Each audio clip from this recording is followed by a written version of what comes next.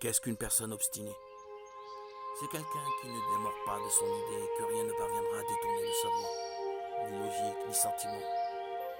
Aucun argument n'impressionne l'obstiné. Il ne tient compte que de son but. Et la plupart du temps, il y parvient. Comme toutes les valeurs, tout dépend de l'usage que l'on en fait. On imagine les désastres que pourrait causer une obstination mal placée. De même, il faut se représenter la force incroyable que procure l'obstination lorsqu'on l'emploie pour la bonne cause. Vous êtes sur le chemin menant, Seigneur. Poursuivez votre but obstinément.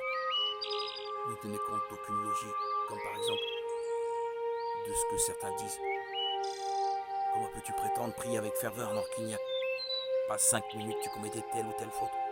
Cela semble logique, certes, mais l'obstiné ne s'en souciera pas, il fera sa prière avec cœur, comme il le ressent maintenant, et si de telles pensées lui viennent, il les repoussera avec autant de brio qu'un homme têtu rejette les objections d'autrui. Finalement, qui est gagnant? L'obstiné. S'il est vrai qu'il a commis telle faute, en quoi le fait de bâcler sa prière aurait réparé sa faute? Bien au contraire. Cela n'aurait fait qu'aggraver son état. Grâce à son entêtement, il a percé l'écran apparemment logique de son objection antérieure et se sera enrichi d'une bonne action. Avec le recul du temps, il s'apercevra que cette logique était en fait profondément absurde, voire ridicule.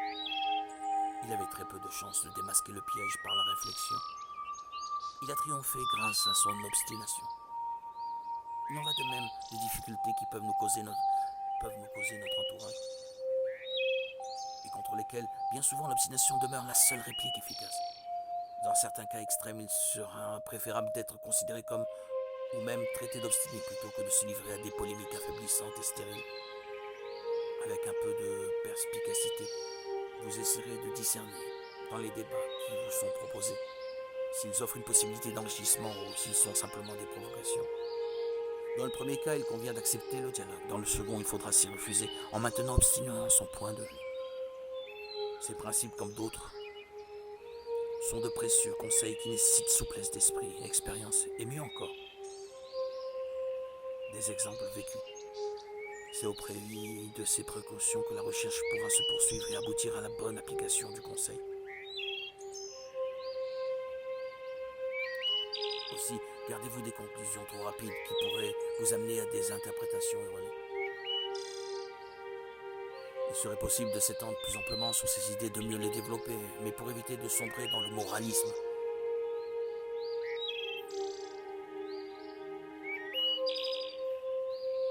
Cette clé, qui est l'obstination, vous permettra avec son usage d'ouvrir bien